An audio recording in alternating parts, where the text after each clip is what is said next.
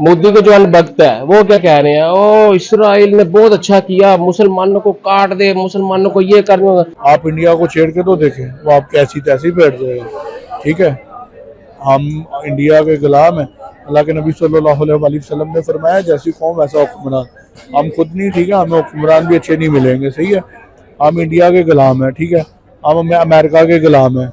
America India के साथ है, वो एटमी पावर है। ठीक है, इंडिया क्या मदद कर सकता है इसराइल की? इंडिया कोई मदद नहीं कर सकता है। इंडिया खुद भी फंसा हुआ है। इंडिया एक बड़ा मुल्क है और उसके पास एक बड़ी आबादी है।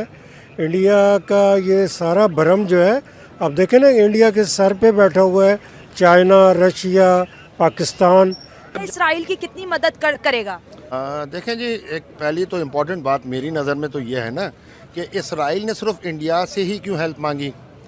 तो इस तरह सबसे पहले तो माइंड सेट पता चलता है कि ये तो पहले से लॉबी होगी ना, अंदरूनी खाने तो बहुत सारी चीज़ें चल रही होंगी, कोई अचानक से तो उसने हेल्प मांगी नहीं। बाकी एक बात तो हकीकत से हम इनकार कर ही नहीं सकते क्या? कि वो जो इंडियन लॉबी है हाँ, यूएन में, हाँ, वो बहुत स्ट्रॉन्ग है। एग्जैक्टली। उससे हम डिनाई नहीं कर सकते। उनके जितने भी फॉरेन ऑफिस के रिलेशंस हैं, फॉरेन अफेयर्स हैं, जैसे हम सब जानते हैं कि अमेरिका जो है वो पूरा डिपेंड कर रहा है इंडिया पे, आईटी पे।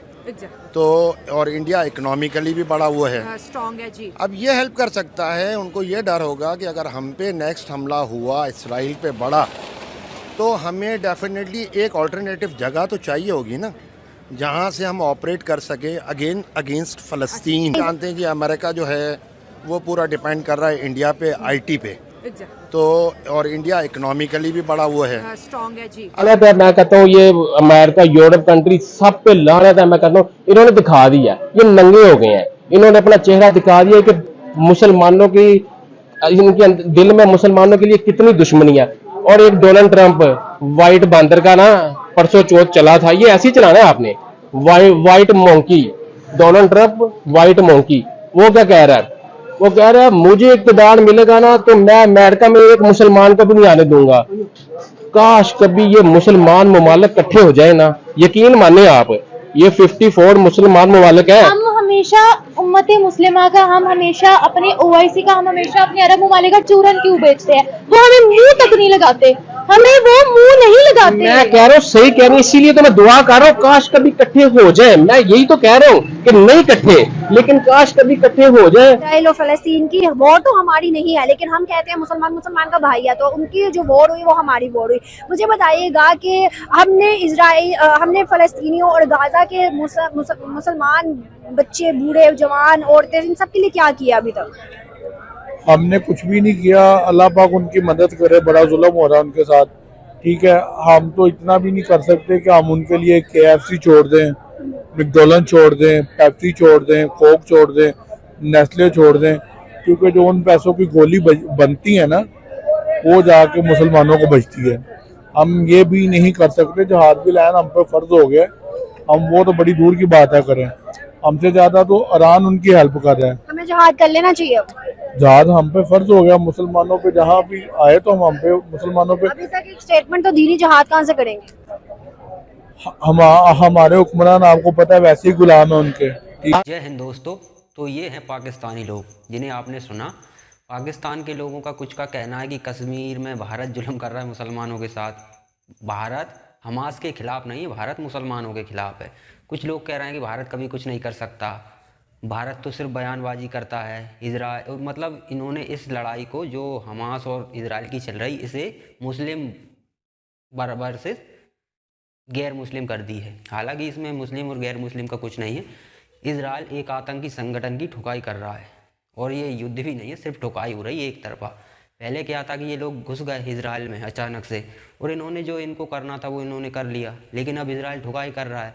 अब ये कुछ कर नहीं पा रहा है। ये क्या कर रहे हैं कि ये वो इन्होंने बना रखी थी ना ज़मीन के अंदर गुफाएं, एक तरह से गुफाएं हैं उन लोगों की, पूरा एक जाल बिछा रखा था इन लोगों ने, उनके अंदर बैठे हुए हैं और बस इंतज़ार कर रहे हैं अपने ऊपर जाने का, या फिर आम लोगों के साथ उन्हीं के साथ भागने का प्रयास है इनका, क्योंकि इजराइल से अब नहीं लड़ सकते आप।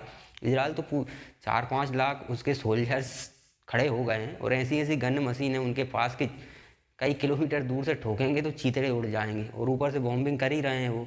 तो अब कब तक टनलों में छुपकर ये लोग अपने आप को बचाते हैं, क्योंकि ना तो पानी पहुंच रहा है, ना लाइट पहुंच रही है, ना ही भोजन पहुंच रहा है। ये सब इजराइल ही देता था इनको कि साले थोड़ी अच्छी ज़िंदगी जीने लगे तो थोड़ा अकल आ जाए, लेकिन इनको कहाँ अकल आने वाली है।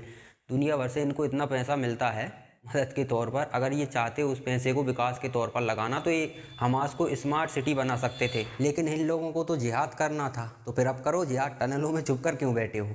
आ जाओ इजरायली आर्मी के साथ। जिहाद सिर्फ मासूम बच्चों और महिलाओं पर ही कर सकते हो। जब सेना ठोकने पर आती है तो जिहाद कहाँ नहीं पता नहीं कहाँ घुस जाता है। और इन पाकिस्तानियों को दुनिया भर के मुसलमानों की बड़ी फिक्र रहती है। चीन सिंजियान में क्या करता है ज़रा गूगल कर लेना, अगर तुम्हें शायद पता ना हो तो, क्योंकि बहुत भोले लोग हो तुम, शिक्षा तुम्हारी उसी स्तर की है, तो गूगल कर लेना। और जब आपको पता चल जाए कि चीन उइगर मुसलमानों के साथ क्या करता है, तो एक दिन चीन की एम्बेसी के सामने खड़े होकर, सिर्फ खड़े होकर विरोध प्रदर्शन ही करके देख लेना। तुम्हारी आर्मी तुम्हें पकड़ कर ले जाएगी और अगले दिन ऐसा छोड़ेगी कि कई महीनों तक बैठ नहीं पाओगे। ठीक है, ये सारी हवा निकल जाएगी तुम्हारी।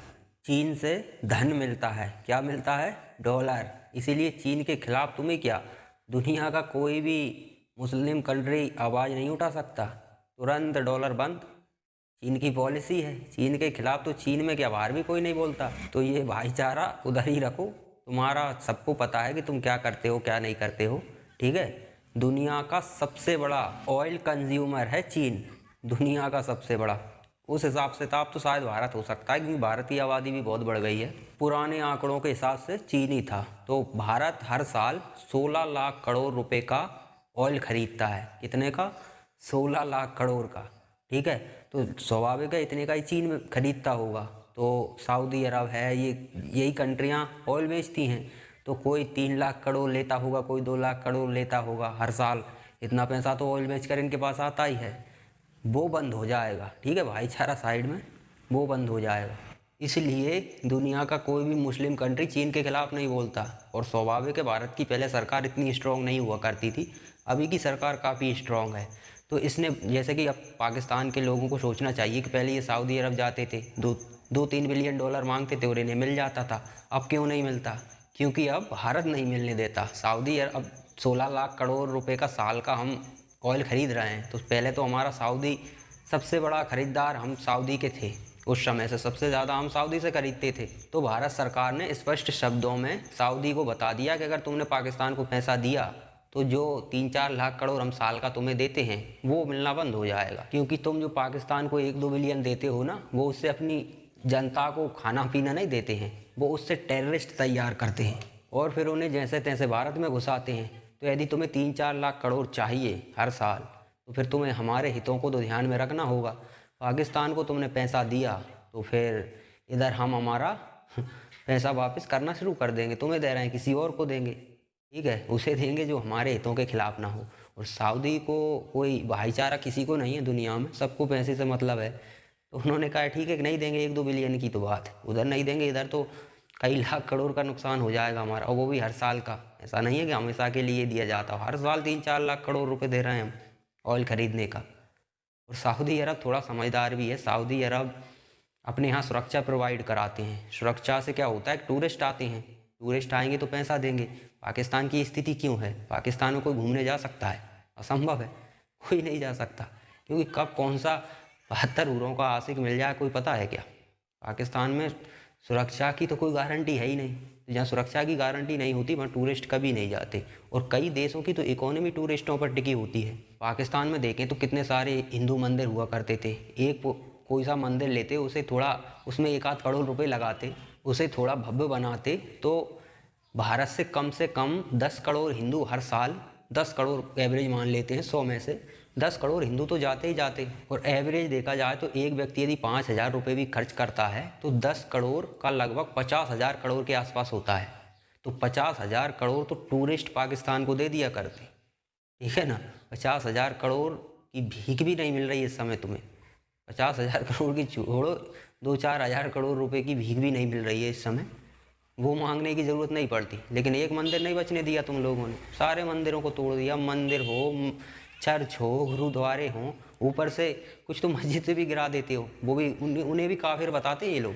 वो कोई से मुसलमान हैं और वो मुसलमानों के बारे में कहा जाता है कि पाकिस्तान बनाने में सबसे आगे थे ये लोग। और पाकिस्तान में इनकी अब हिंदुओं जैसी दुर्दशा है। तो इस तरह की कट्टरता अपने देश में पालोगे और ऊपर से अपने लोगों को शिक्षा ही गलत दे रहे हो तुम। साइंस के बारे में पढ़ाओ, उनको पढ़ा रहे हो जिहाद के बारे में। जिहाद के बारे में हमास ने भी पढ़ा था, कुछ समय बाद समाप्त हो जाएगा, अभी तो टनलों में छुप के बैठा है। तो जिहाद पढ़ने वालों का यही होता है, ठीक है ना। और आप देखो इजराइल को, छोटा सा देश है और चारों तरफ से अपने दुश्मन देशों से घिरा हुआ है, लेकिन फ़र्क ये है कि वो अपने बच्चों को जिहाद नहीं सिखाते, वो अपने बच्चों को साइंस सिखाते हैं।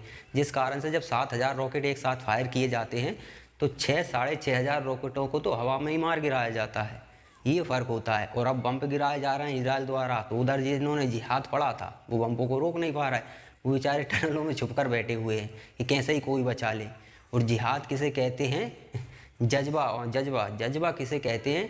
जज्बा इजराइल में है। जो लोग विदेशों में मतलब बिजनेस करते थे, पाकिस्तानियों की तरह वो लोग भीख मांगने नहीं गए थे, बिजनेस करते थे। वो लोग बिजनेस छोड़कर आए हैं, ठीक है।